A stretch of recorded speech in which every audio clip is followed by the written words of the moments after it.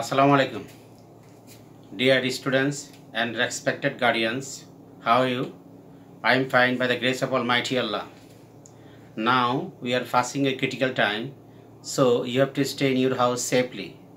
Previous class I had discussed about the right form of verbs part 1. Now I am going to discuss about the right form of verb part 2. I would like to say in Bengali for better understand. Okay, let's go enjoy the class. আমি প্রথমে rules গুলো নিয়ে আলোচনা করব, তারপর আমরা sentence সহকারে সেগুলো আলোচনা করব।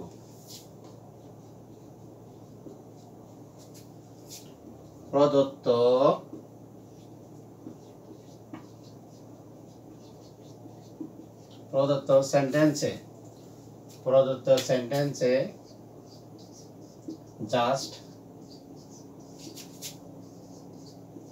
just now, ever, just now, ever, recently, already, yet,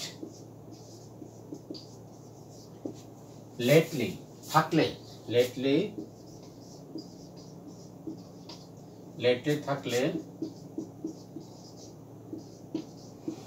present perfect tense করতে হয়।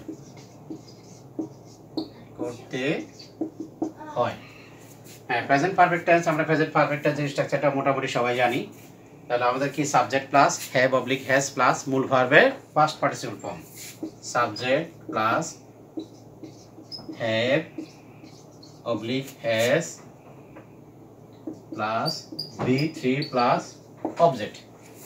তাহলে দেখো প্রদত্ত সেন্টেন্সে subject just now, ever, recently, already, yet, lately থাকলে প্রেজেন্ট পারফেক্ট টেন্স করতে হয়। আমাদের প্রদত্ত যে প্যাসেজটা দেওয়া থাকবে রাইট ফর্ম ভার্বের বক্সের মাধ্যমে ভার্বগুলো দেওয়া থাকবে। যদি এই শব্দগুলো আমরা কোনো সেন্টেন্সে দেখি তাহলে আমরা কি করতে হবে, সেটাকে প্রেজেন্ট পারফেক্ট টেন্সে রূপান্তর করতে হবে, অর্থাৎ এই স্ট্রাকচারের আলোকে আমাদেরকে করতে হবে। এখন আসো আমরা কিছু সেন্টেন্স দিয়ে রুলের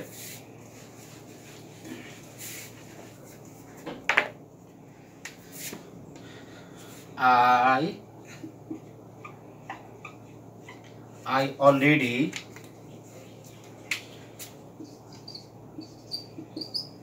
finished the work. I already finished the work. My brother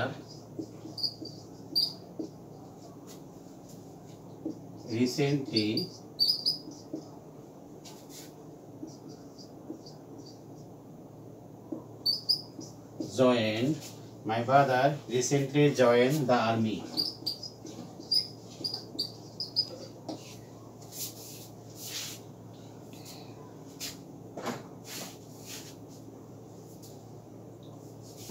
দেখো তাহলে আমরা কি পেলাম, দেখো আই অলরেডি শব্দ আমাদের রয়েছে এখানে, অলরেডি অ্যাডভার্ব, এটা রিসেন্টলি অ্যাডভার্ব।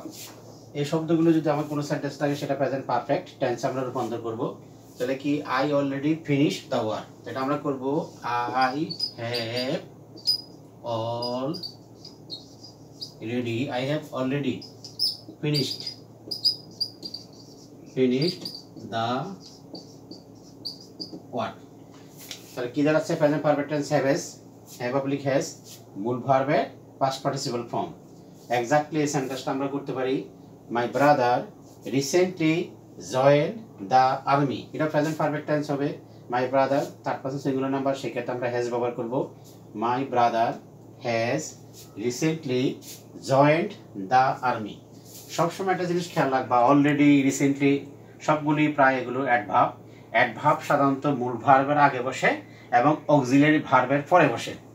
ওকে, আন্ডারস্ট্যান্ড? তাহলে দেখো এগুলো জাস্ট এগুলো অ্যাডভার্বের কখন বসে, আমাদের মূল ভার্বের আগে। ফিনিশ দেখো মূল ভার্বের আগে বসবে, অক্সিলারি ভার্বের পরে বসবে। এখানে যেহেতু আমাদের একটা অক্সিলারি আসছে, তাহলে অক্সিলারি ভার্বের পরে আমাদেরকে অলরেডি, রিসেন্টলি, জাস্ট নাও, এটা শব্দগুলো আমাদের ব্যবহার করতে হবে। তাহলে আমরা আশা করি বুঝতে পারছি। তাহলে কি হবে, my brother recently join the army. আমি প্রেজেন্ট পারফেক্ট টেন্স করব। তাহলে মাই ব্রাদার, হ্যাঁ, my brother has recently joined the army. Okay, আমরা নেক্সট রুলে চলে যাই।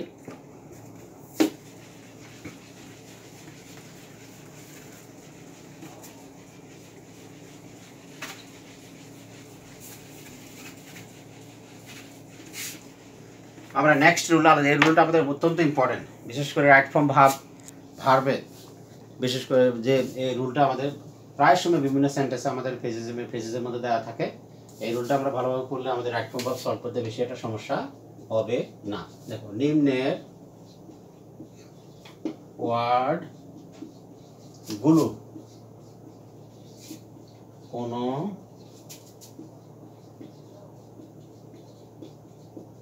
সেন্টেন্সে থাকলে past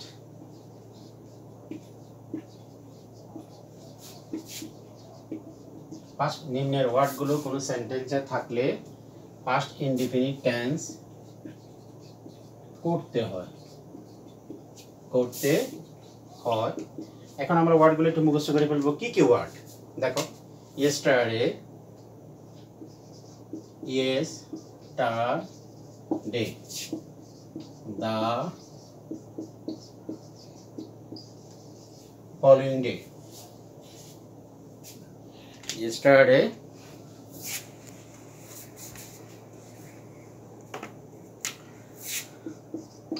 the previous day, ago, before, long, since, long ago, long since, long ago, long ago, long ago, once,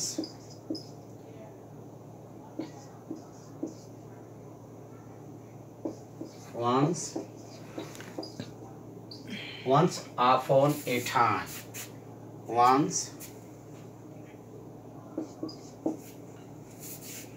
long ago, once upon a time,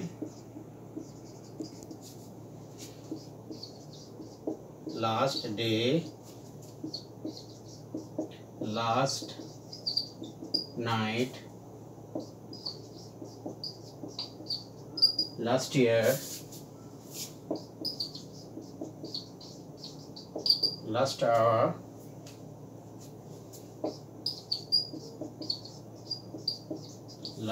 last week, etc.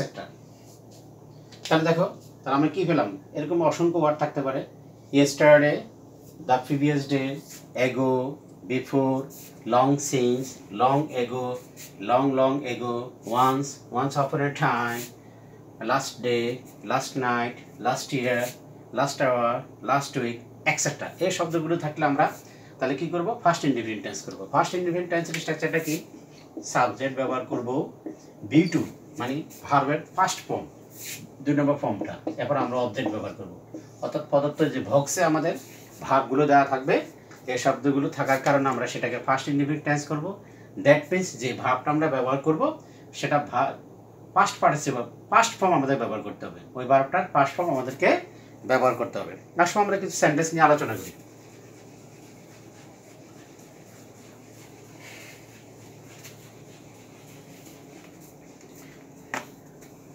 My father come home, yes, my father come home yesterday.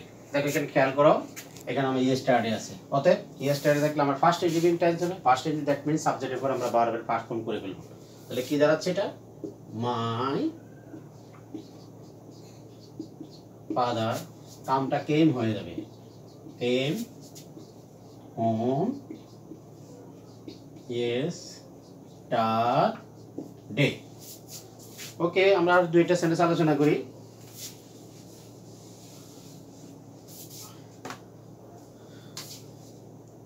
I C হার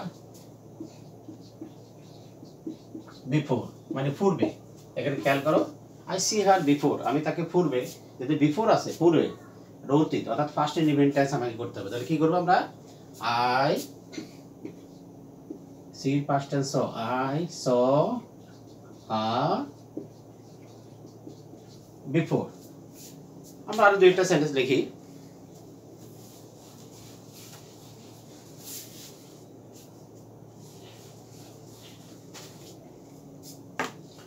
তারপরে দেখো, Kareena dream a sweet dream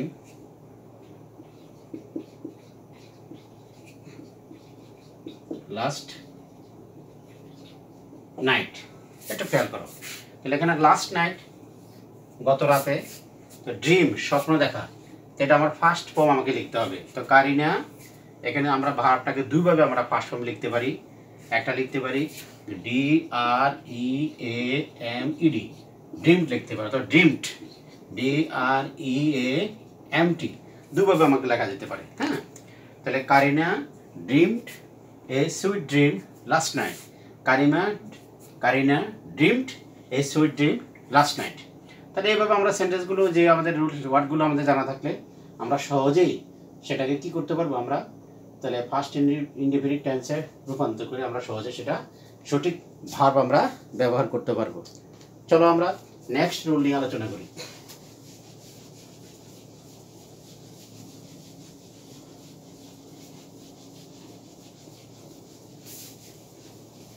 আসো, তাহলে কি আরেকটা important rule আমরা আলোচনা করব। যদি প্রদত্ত ফেসেস অনুচ্ছেদে বা কোনো সেন্টেন্সে যদি আমার এই যে ওয়ার্ডগুলো আমরা লিখবো, এই ওয়ার্ডগুলো যদি আমার থাকে, তাহলে সেক্ষেত্রে সেটাকে আমি কিভাবে আমি রূপান্তর করবো, কোন টেন্সে রূপান্তর করবো আমি লিখে দিচ্ছি। দেখো, নিম্নের ওয়ার্ডগুলো কোনো সেন্টেন্সে থাকলে প্রেজেন্ট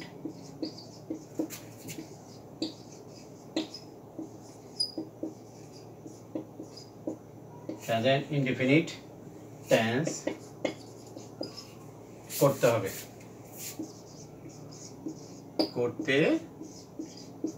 এখন আসো, শব্দগুলো কি, আমরা শব্দগুলো একটু জেনে নিই। কি কি শব্দ থাকলে, যেমন দেখো, generally, usually,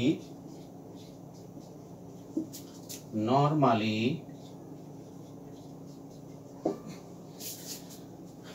always, sometimes, often, very often, every day, every time,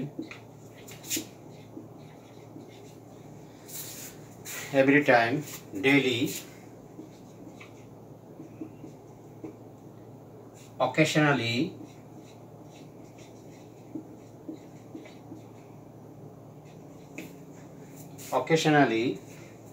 seldom,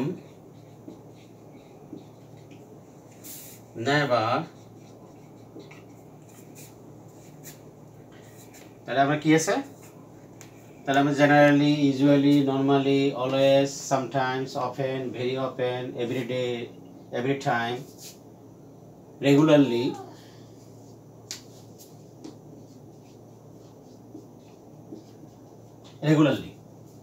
এরকম শব্দগুলো যদি আমাদের থাকে, তাহলে আমরা অনায়াসে কি করবো, প্রেজেন্ট ইনডিফিনিট টেন্স রূপান্তর করবো। অলরেডি আমাদের বক্সে ভার্বের প্রেজেন্ট ফর্মে দেওয়া থাকবে।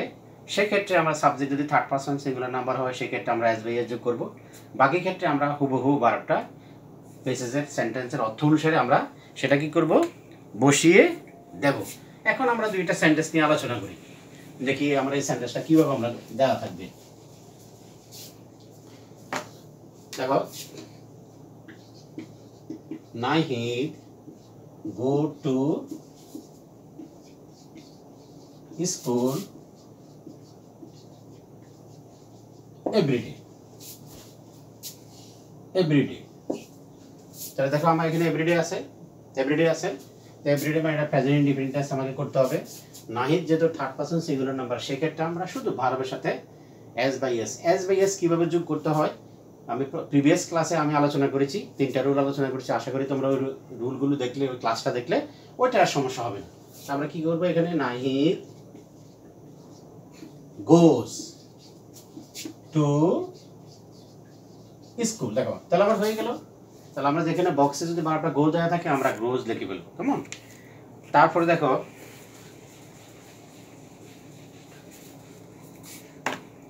My mother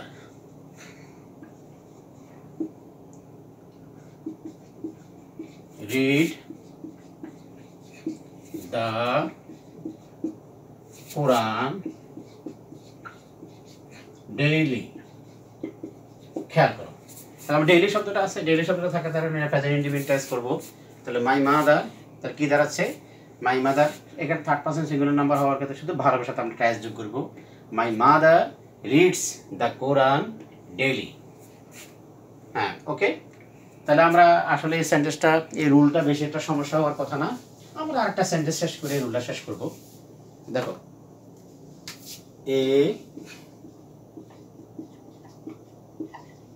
a barking dog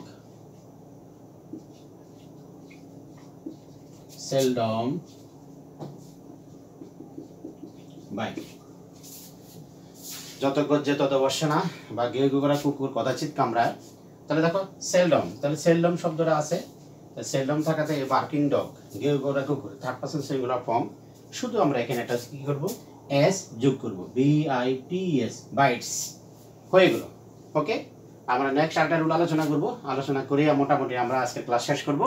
তোমরা আশা করি এর আগের ক্লাসটা, এই ক্লাসটা ভালোভাবে দেখলে বেশি এটা তোমাদের আর সমস্যা হওয়ার কথা না। এই রুলটা একটু ইম্পর্টেন্ট একটা রুল, বিশেষ করে কমপ্লিটিং সেন্টেন্সেও এই রুলটা ব্যবহার হয়ে থাকে। তোমরা একটু মনোযোগ সহকারে দেখো। দেখো, আমরা যদি দুটি সেন্টেন্সের মাঝখানে বা দুটি ক্লজের মাঝখানে যদি এই শব্দগুলো থাকে, দুটা সেন্টেন্সের মাঝখানে বা দুটি ক্লজের মাঝখানে যদি এই শব্দগুলো থাকে, তাহলে আমরা কিভাবে সেন্টেন্সগুলো আগে পরে সেটা আমরা পরিবর্তন করবো, আমরা একটু দেখে নিই। যেমন দেখো, সিন্স, as if অথবা as though।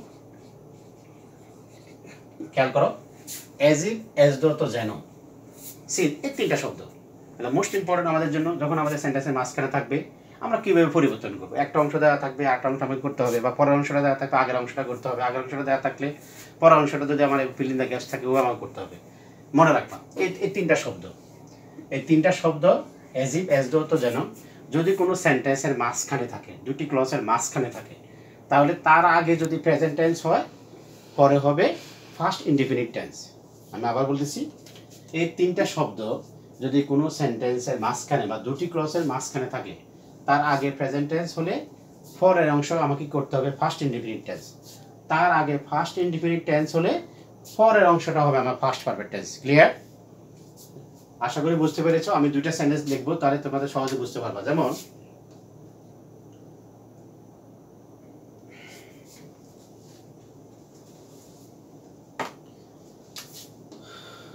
five years have passed। একটু খেয়াল করো, সিন্স এখন তোমাকে এটা শূন্যস্থান দিয়ে দিল, এখন বক্সের মধ্যে এই বারটা দেয়া দিল। তো আমার কথা ছিল সিন্সের আগে, দেখো এটা প্রেজেন্ট টেন্স, অর্থাৎ সিন্সের পরে আমাকে কি করতে হবে, পাস্ট ইনডিফিনিট টেন্স করতে হবে। তো মিট প্রেজেন্ট ফর্ম আমরা শুধু এটাকে কি করব, ম্যাট লিখে বলবো। তাহলে শূন্যস্থানের জায়গায় কি হবে, আই ম্যাট, আমার হয়ে গেল। তাহলে সেন্টেন্সটা আমার হয়ে গেল। আরেকটা সেন্টেন্স দেখো, the girl speaks as though, the girl speaks, খেয়াল করো, the girl speaks as though, মেয়েটি এমন ভাবে কথা বলে যে সেটা পাগল। আমরা অনেক সময় সেন্টেন্সগুলো বাংলা বাক্যগুলো বলে থাকি, the girl speaks as though, দেখো শি ম্যাট, খেয়াল করো।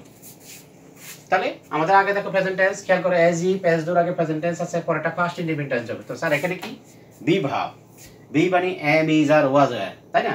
ওয়াজ বা ওয়্যার আমাকে ব্যবহার করতে হবে। এই ক্ষেত্রে অসম্ভব কল্পনা বোঝানোর ক্ষেত্রে আমরা সাধারণত এখানে ওয়াজ ওয়ার ক্ষেত্রে কিন্তু ওয়াজ আমরা লিখবো না, আমরা লিখবো ওয়্যার। যদি অসম্ভব কল্পনা বোঝায়, অবাস্তব কোনো কিছু বোঝায়, তাহলে সেক্ষেত্রে আমরা ওয়াজ ব্যবহার না করে ওয়্যার ব্যবহার করবো। তাহলে কি হবে? She were mat. এখন আমরা যদি একটু শেষ করে দিই, দি বয় টকড অ্যাজ দো, খেয়াল করো, দি বয় talked as though he know everything. Most important হলো, দেখো আমরা বলেছি কি এই শব্দগুলোর আগে যদি ফার্স্ট ইনডিফিনিট টেন্স থাকে, পরে আমরা ফার্স্ট পারফেক্ট টেন্স থাকবো। দেখো দি বয় টকড, তাহলে ইডি যুক্ত আছে, তাহলে এটা আমরা first indefinite tense. For as if as দোর পরে আমরা ফার্স্ট পারফেক্ট টেন্স করবো। তাহলে কিভাবে করবো? দেখো ফার্স্ট পারফেক্ট হি দেওয়া আছে, ফার্স্ট পারফেক্ট টেন্সের স্ট্রাকচারটা কি? সাবজেক্ট প্লাস হেড প্লাস মূল ভার্বের ফার্স্ট পার্টিসিপেল ফর্ম আমাদেরকে ব্যবহার করতে হবে। তাহলে আমরা কিভাবে করবো একটু আমরা দেখিনি। দেখো তাহলে আমরা কি করবো, দি বয়, খেয়াল করো, দি বয় talked as though, the boy talked as though he had known everything. He had known everything. তাহলে এখন দেখো তাহলে কি দাঁড়াচ্ছে আমাদের, as if বা as though আগে ফার্স্ট ইনডিফিনিট টেন্স দেওয়া আছে, তো আমরা শেষের অংশটা ফার্স্ট পারফেক্ট টেন্স করবো। এগুলো একটু মনোযোগ সহকারে তোমাকে দেখতে হবে, কিছু কিছু জিনিস আছে একটু ভালো করে খেয়াল করতে হবে, এগুলো স্টাডি করতে হবে, তাহলে বেশি একটা সমস্যা হবে না। তাহলে কি দাঁড়াচ্ছে, আমরা শেষের অংশটা কি করছি, অ্যাজ দোর পর আমরা ফার্স্ট পারফেক্ট টেন্স লিখে ফেলেছি। আমরা হি দেওয়া আছে, হেড লিখেছি, তারপর নো ভার্বের ফার্স্ট পারফেক্ট নোন এভরিথিং দেওয়া আছে। আমরা তাহলে সেন্টেন্সটা হয়ে গেল, দি বয় talked as though he had known everything. Okay, তোমরা আশা করি আমি দুইটা ক্লাসে রাইট ফর্ম ভাবের রুলসগুলো, বেসিক রুলগুলো নিয়ে আলোচনা করছি। আসলে এটা বিশদ ব্যাপার, অনেক ক্লাসে দরকার।